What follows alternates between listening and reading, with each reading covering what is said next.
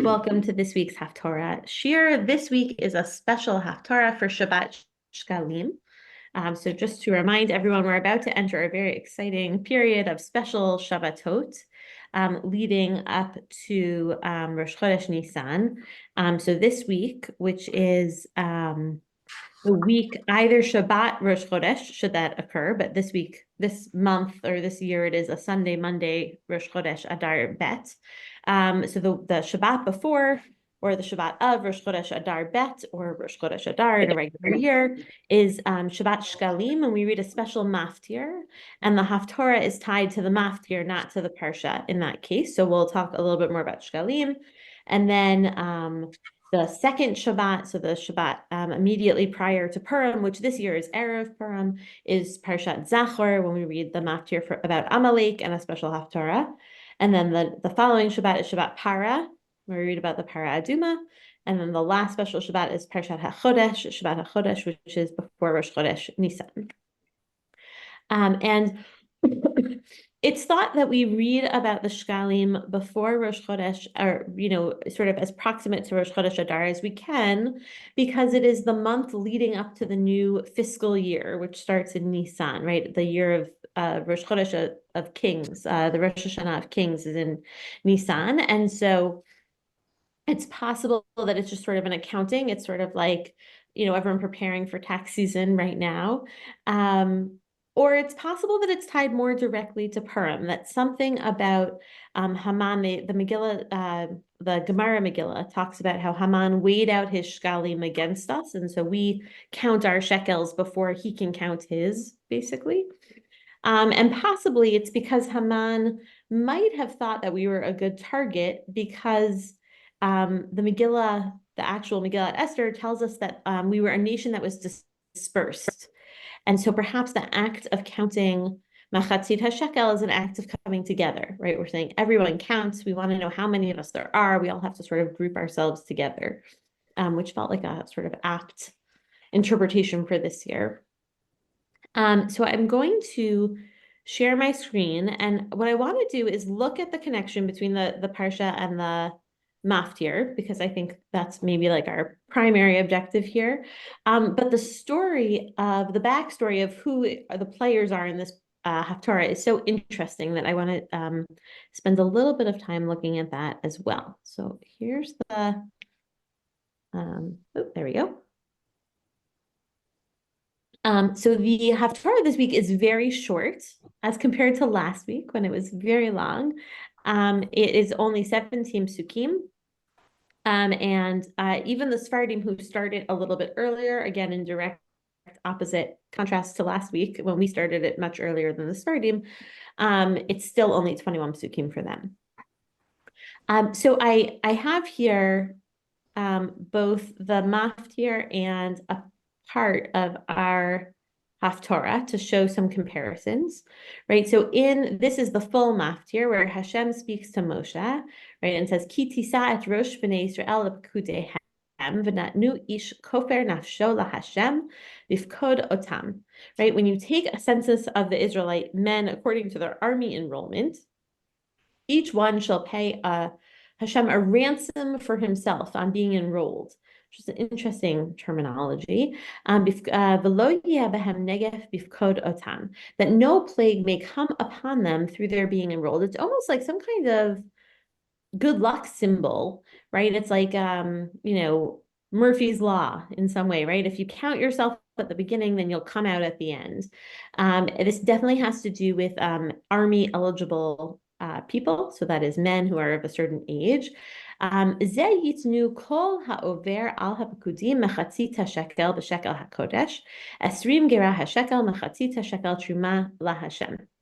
is what everyone who is entered in the record shall pay. A half shekel by the sanctuary weight, which is 20 geras, a half shekel as an offering to Hashem. So we'll see the word over echo in what Melech Yehoash says to the Kohanim. It seems like perhaps there's he's purposefully echoing this language.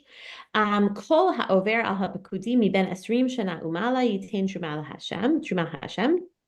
Right, you have to be 20 years old and and higher.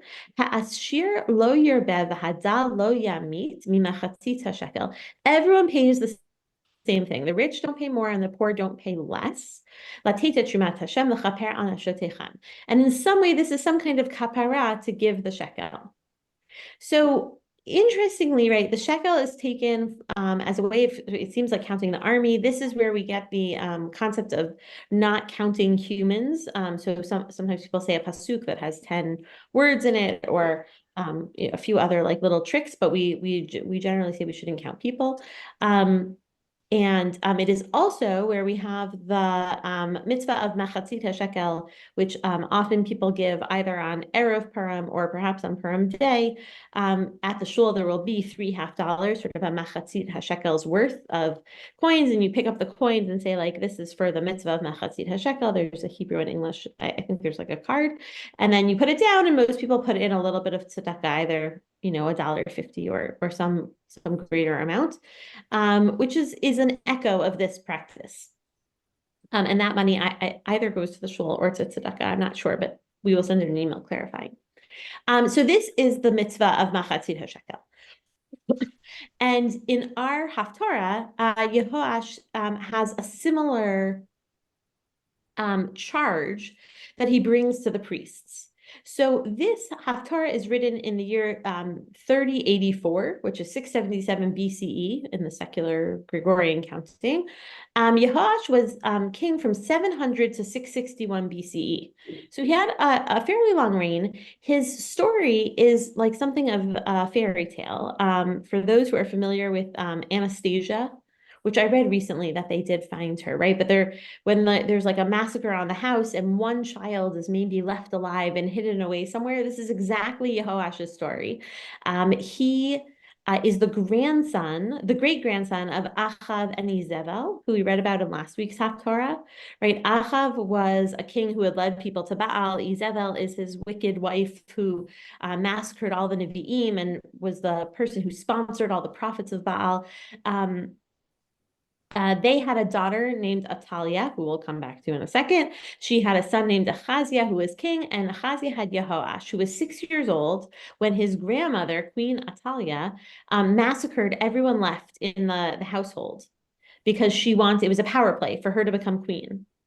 It's like a crazy story. I remember when I was in seminary for the year and I learned Nach Yomi, and I was like deeply troubled that this was like a soap opera composed of like people that are supposed to be holy and part of this holy sefer of Nevi'im, or set of Sifrei Nevi'im.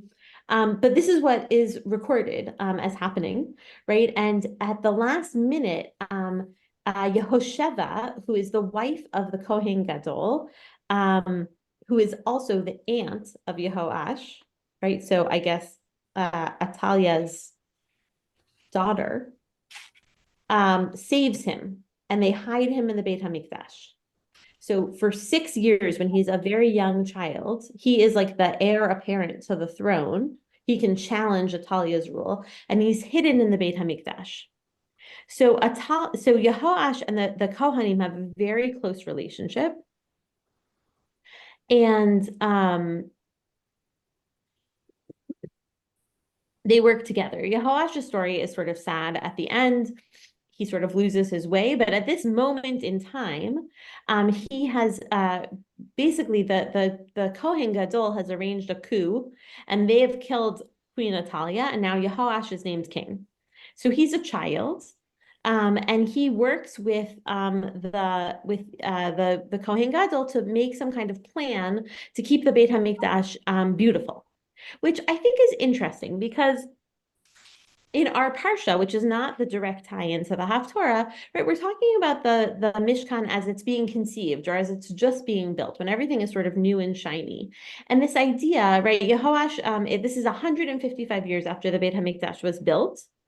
And Yehoash is faced with the fact that buildings grow older, right?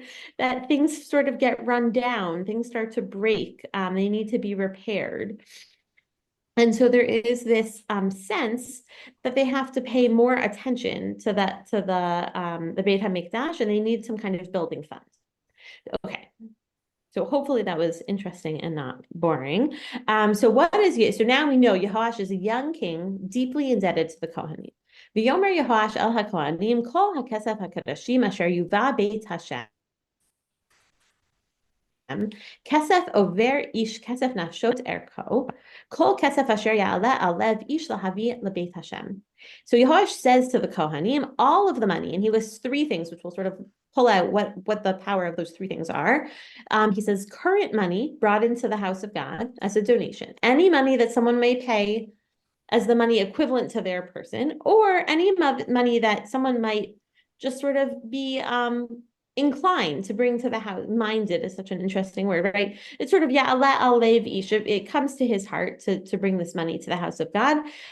This money should all be brought to the building fund. So there's an interesting fundraising scheme for the Beit HaMikdash at this point. The Kohanim are in charge of raising all the funds for the Beit HaMikdash, and they're in charge of raising the Trumot and Masrot, which they get to keep. And so it seems as though maybe they're not raising enough money because they want the Trumot and Masrot, right? It's like if someone said to a fundraiser, you have to raise your salary and the money for the campaign, and you can do it in whichever order you want. The fundraiser might be inclined to raise his whole salary or her whole salary before raising the money for the building. And that seems to be the problem. And so Yehoash is saying, listen, guys, we've got to be really strict about where the money goes to. And what I think is interesting here, particularly, is the second Rashi here, which is Kol Kesef Asher Ya'aleh, right? Rashi says, Kagon ha'omer harei alai mana lebedek habayit. I obligate myself to donate a maneh for making repairs. And I think this is an interesting contrast to the Machatzit HaShekel, where everyone pays the same amount, which has like an appeal, right? It sort of flattens the rich and the poor. Everyone's donation is valuable. But what ends up happening is you lose some extra funding, right? There was not enough money, it seems, in the Machatzit HaShekel scheme to pay for all of the Bedek Habayit that was needed to keep the Beit HaMikdash running. It was not practical, is sort of the sense that I took from here. And so Yehoash is saying we need to also allow people to be inspired to name a hall after themselves, right? To put up a big donation, to pay for the electricity, whatever it is.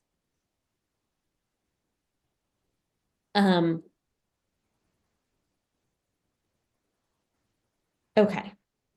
So the Talmud Yerushalmi and the Gemara and Megillah talk about the power of the three contributions, which is found both in our parsha in the Machatzit HaShekel Maftir and in the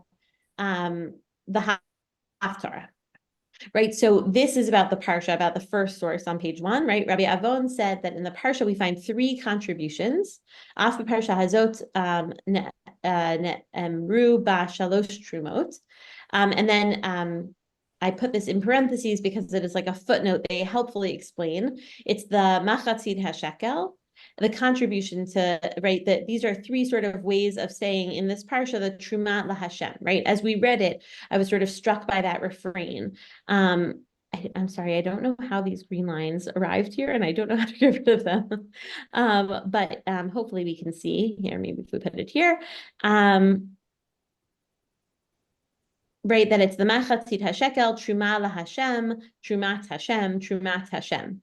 Right, so there are three places in the Maftir that mention the Machatzit HaShekel, and then similarly, as we saw in the Haftarah, there are going to be three instances of the word here as well, right? So Rav Yosef says, Shalosh Trumot Hein, Shal Mizbeach LaMizbeach, V'Shal Adanim LaAdanim, V'Shal Bedek Habayit LaBedek Habayit. So for the altar is for the communal offerings to be sacrificed on the altar, right? So there had to be some kind of fund for all of the offerings that went on the Mizbeach. The contribution of the sockets, which is like the Adanim, are a very specific sort of part of the Beit HaMikdash, and the contribution for the temple maintenance, the Bedek Habayit fund, right? A bedek is actually a crack. So interestingly, Bedek Habayit is like the disrepair of the Beit HaMikdash, and the fund is to fix the to repair the things that need repairing, but we ended up calling it a bedek habayit, instead of the fund to repair the bedek habayit.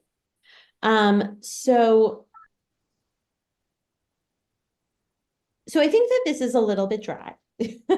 It's like a little bit, it feels a little bit removed. So I wanted to learn 2 or 3 sources that I think will sort of bring it back to feeling a little bit more valuable to us. So the first is Rav Moshe Lichtenstein talks about the spirit of volunteerism.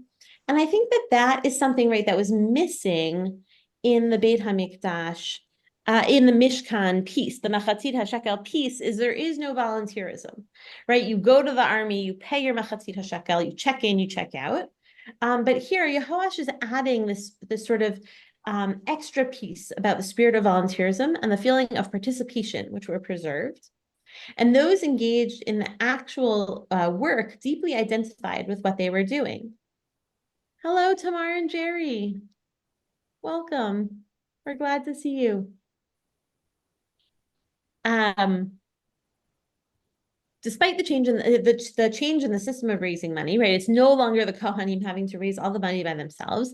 The spirit of volunteerism and the feeling of participation were preserved, and those engaged in the actual work deeply identified with what they were doing. From their perspective, this was not an additional mission instead of service, but rather a challenge to renew and elevate the Mikdash. The very spirit that Yehoash tried to plant among the people with respect to the Mikdash successfully took root and found expression in the work of those involved in its renovations.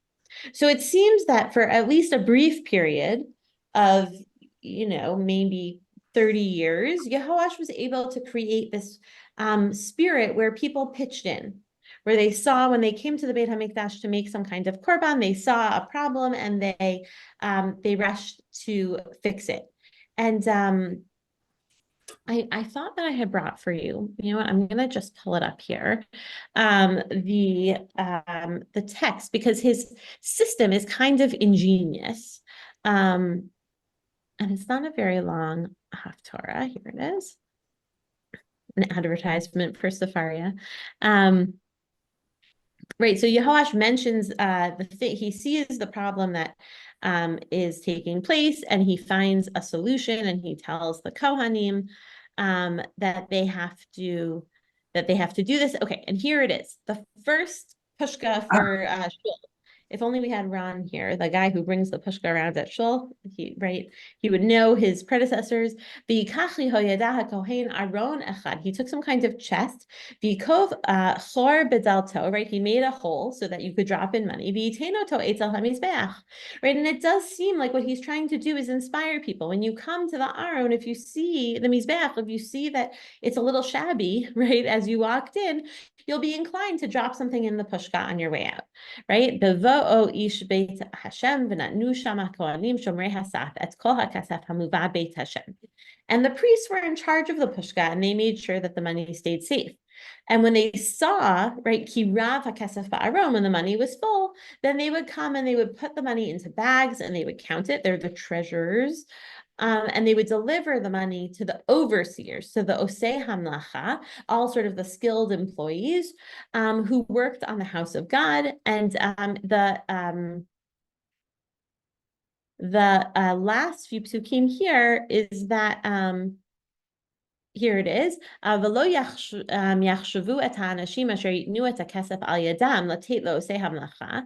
was no check kept upon these people, right? No like accounting. You didn't have to submit your receipts at the end of the day. It seems like Yehoash had done such a good job of creating this sense of volunteerism and pitching in that there was no worry that there was any kind of embezzlement going on. It seems like the Kohanim, even in the old system, it's not that Yehoash thought they were doing the wrong thing, again, because he grew up in their house, right? He grew up being protected by them. But he felt it was too much for them. It had to be a communal effort. So I think that's a kind of a cool thing that this is the first shul tzedakah box. And that it's really, there's no, it's not that you have to put the money in to make the sacrifice, but it's that it really should be inspired by you. and that the Kohanim and the people who did the work were really honest, and they used the money only for the right reasons. And we have a tzedakah box in our own shuls, and it's really a beautiful thing. And we can think of that sort of as an extension of this week's Haftarah. But interestingly, that is not enough for the Gemara and Menachot, right? I would think that they would say, oh, this is a cool thing. We learned from this Haftarah that you should have a tzedakah box for the shul, right? The Machatzit HaShekel usually goes, I'm not positive about our shul, but often goes to a shul's Bedek HaBayit fund, sort of a similar idea. But here, Rav Shmuel introduces yet another sort of relationship between these two things. Rav Shmuel bar Acha kame de Rav Papa mashme de Rava bar Ula. So Rav Shmuel bar Acha says before Rav Papa, quoting Rava bar Ula, long list of people here. Amar mihacha, from this pasuk in our Haftarah, where it says V'yikach lihoyadah kohen Aaron echad b'ikav chor b'dalto. Oh, this is why I didn't bring it, because it's quoted here so beautifully for us. V'yikav chor, right, that v'yiteno to etzel hamizbeach. He brings this pasuk and he says, from this pasuk we learn mehacha miyamin bevo ha'ish beit Hashem v'nanu shama hakohanim shomer hakesef et kol hakesef mevuo bebeit Hashem. To him, this pasuk indicates, it tells us in the pasuk that the tzedakah box is on the right, and Rav Bar Ula, as quoted by Rav Shmuel Bar Acha, says that we learn about the mezuzah from here. It is understood in the context of a larger comment, right? You can tell just from the Hebrew, I didn't say the word mezuzah anywhere. It's not in the bold, but this is what we're talking about here. And so it seems like we wanted to find another connection, right? I know many people have tzedakah boxes in their home. We have one by our candlesticks, right, where we put tzedakah before Shabbat. But I think that perhaps Rav Shmuel Bar Acha, this is my own 2 cents from looking at this morning, is that he wanted to further connect the Beit HaMikdash to our home, right? We talked about a few weeks ago about how we say that the shulchan of the Beit HaMikdash is like our actual table in the Gemara, right? I think there was a desire in the time of the Gemara when the exile was still so fresh, to be able to find a way to say we have the opportunity to use a Mikdash Ma'at in our very own home. And so even though the tzedakah box could be a tzedakah box in your own home, Rav Shmuel Bar Acha takes it one step further and says it's like the mezuzah, right? Almost every Jewish home has at least one mezuzah on the front door. And so we learn that it should be on the right-hand side when you enter the space, to show the connection to this idea that we all have to beautify the Beit HaMikdash. And I think that's a really, there's like so many interesting tensions there, right? On the one hand, it beautifies our own home, right? It's not about the shul, it's about the mezuzah anywhere that the mezuzah is. Most of our mezuzot are in our own homes. On the other hand, if every time we kiss the mezuzah, we remember that we have an obligation to beautify our public spaces, how cool would that be, right? That would be a constant reminder of how important that is. And so I think that Rav Shmuel Bar Acha might have felt the same tension that we did, which is like, okay, we don't have this anymore, but how can we make it relevant? How can we make it practical? And I think the way to do that is to take that spirit that Yehoash was able to plant and cultivate in the people about volunteerism and tie it to something that we touch every day, dozens and dozens of times within our day. And so the pushka becomes like the mezuzah. Our doorways become like the side of the mizbeach, where we can commit ourselves to bettering the community every time we kiss the mezuzah. So from a scandalous story of child kings and murderous bubbies to a hopefully nice message about comparing the Beit HaMikdash to our home. The Haftarah of Shkalim has lots of interesting twists and turns.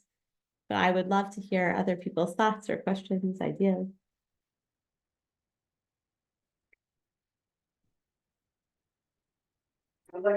Yeah, just Yashik.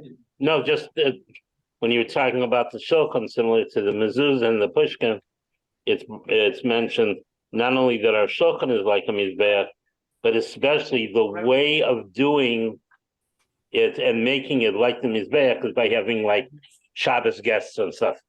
Yes, yes, thank you, Rabbi. It must have been after you stepped out a few weeks ago. We looked at that very source, and thank you. You're right. That's such a good reminder, right? That the way we compared the mizbeach to the shulchan was not about our own enjoyment of food in our sort of insular space, but about expanding our space for guests.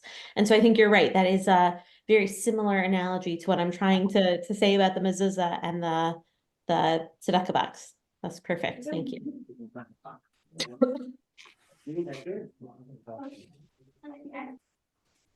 Yeah, I like the story. I like stories. I only wish they would be more integrated with the rest of the Haftarah.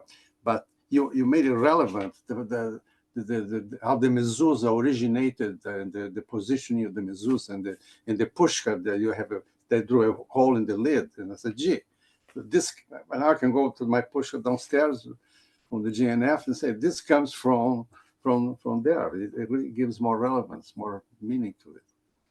Yeah, thank you, Nelson. I agree. I think it is, the story, it's interesting. The reason that we can't look in the story in the Haftarah is that a lot of it gets pieced together between Divrei Hayamim and right, Malachim Bet. And in that way, Divrei Hayamim is like an after, a retrospective. So, I think, as I said, Yehoash ends up turning against the Kohanim in a very sad way at the end of his life. He sort of loses his way.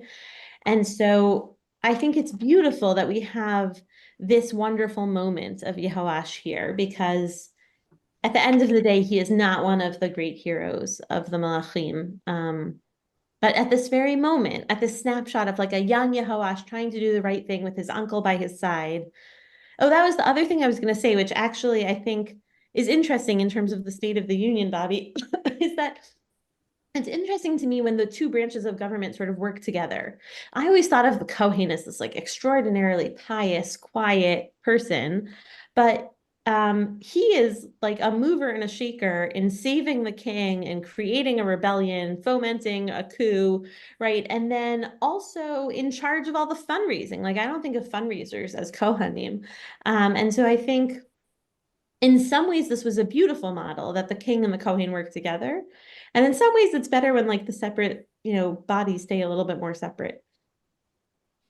If I can go back to another part of the Haftarah, Sure. which is the census. Sure. Every male, 20 and over, gives a half shekel. Mm-hmm. Every male is counted. Every male is assumed to take on the responsibility of fighting for the people, for Am Yisrael. Mm-hmm.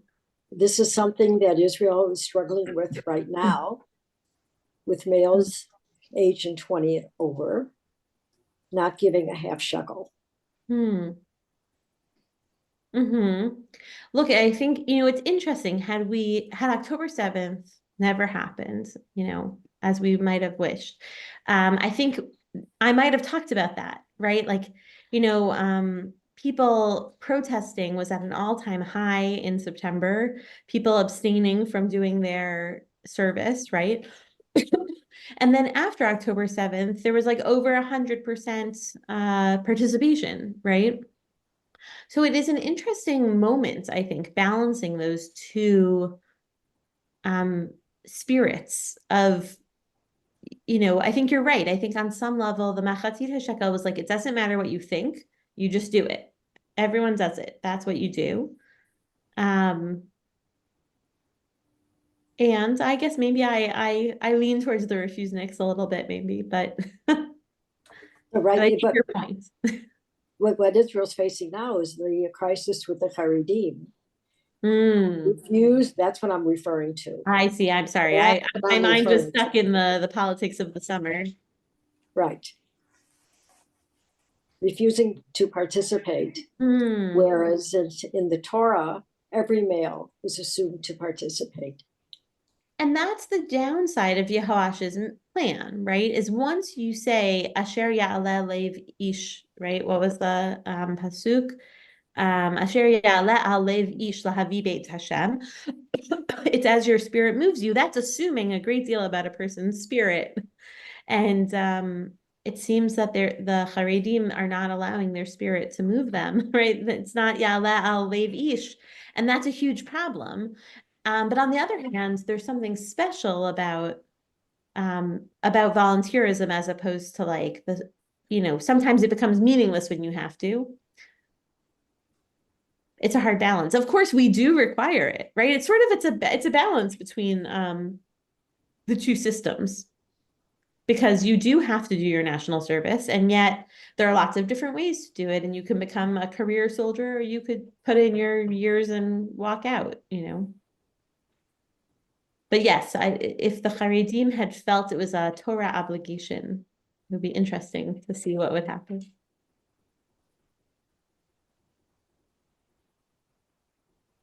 And I do think that women would be counted in this today, right? As Israel has opened many of its units to women. Even though I find the gendered language sort of difficult in the Haftarah and the Machzor.